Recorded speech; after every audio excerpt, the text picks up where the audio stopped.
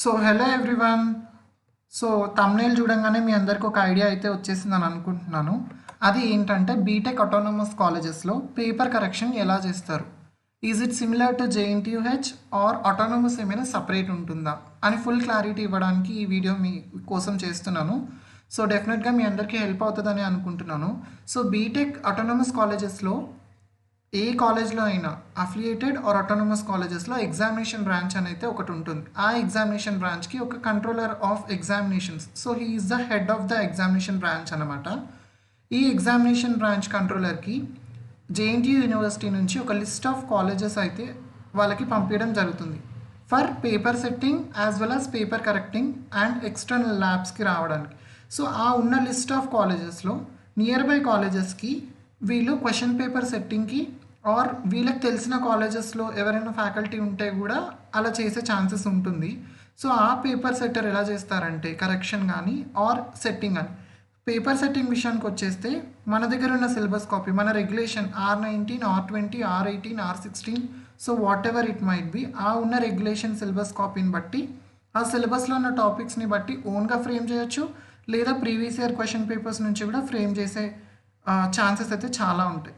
So paper setting అయిపోయిన తర్వాత before examination 4 days ముందు ఎగ్జామినేషన్ బ్రాంచ్ వాళ్ళకి మళ్ళీ రీసెండ్ చేయడం అయితే పేపర్ సెట్టింగ్ అయిపోయిన తర్వాత జరుగుతుంది. ఈ పేపర్ సెట్ చేసిన దాన్ని subject expert from the department of each department నుంచి ఎగ్జామ్ రోజు వెళ్ళి ఒకసారి వెరిఫై చేసి సిలబస్ కాపీలో నుంచి వచ్చినాయా లేదా అవుట్ ఆఫ్ సిలబస్ నుంచి వచ్చిందా అనేది ఒకసారి చెక్ చేసి ఏమైనా మోడిఫికేషన్స్ ఉంటే అవుట్ ఆఫ్ సిలబస్ వచ్చిన క్వశ్చన్స్ని రిమూవ్ చేసి ఫ్రమ్ ద సిలబస్ క్వశ్చన్స్ అనేవి రీప్లేస్ చేస్తారు. ఇలా మోడిఫై చేసిన తర్వాత క్వశ్చన్ పేపర్ అనేది ప్రింట్ అయ్యి మనకి క్వశ్చన్ పేపర్స్ అనేది వస్తుంది. ఎగ్జామ్కి 10 minutes ముందు ప్రింట్ అవుతుంది. So there is no chances of leakaging questions అనేది ఎట్టి పరిస్థితుల్లో లీక్ అవ్వవు. And there is no chances, చాలా స్ట్రిక్ట్గా ఉంటుంది ఇవన్నీ. అండ్ ఈవెన్ పేపర్ కరెక్షన్కి వచ్చేస్తే వాళ్ళు డెఫినెట్గా కాలేజ్కి వచ్చి కరెక్షన్ చేస్తారు.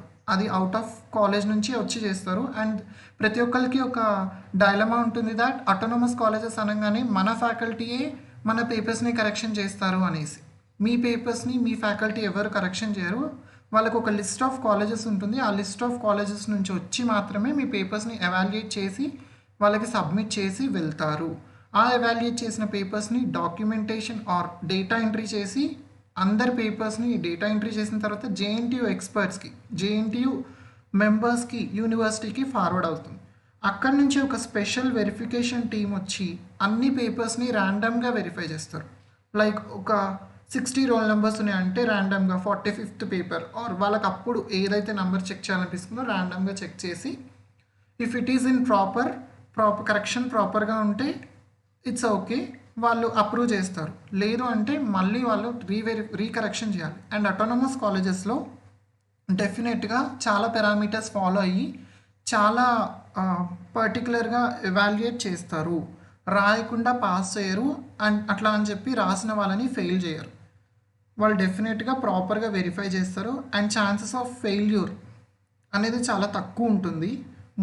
మోస్ట్ ఆఫ్ ద కేసెస్లో ఆటోనమస్లో డెఫినెట్గా పాస్ చేయాలని ట్రై చేస్తారు.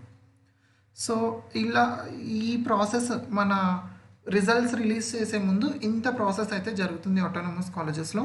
అండ్ నేను విన్నది ఏంటంటే ఆటోనమస్ కాలేజెస్లో ఏం రాయకపోయినా పాస్ చేసేస్తారు అనేసి.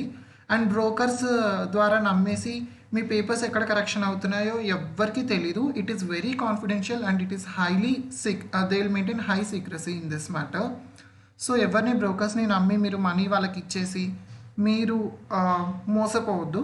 So this is the process of B Tech autonomous colleges. How do they evaluate our papers. So hope మీకు అయితే ఒక క్లారిటీ వచ్చిందని అనుకుంటున్నాను. So thanks for watching. So please like, share and subscribe to my channel called as Funny.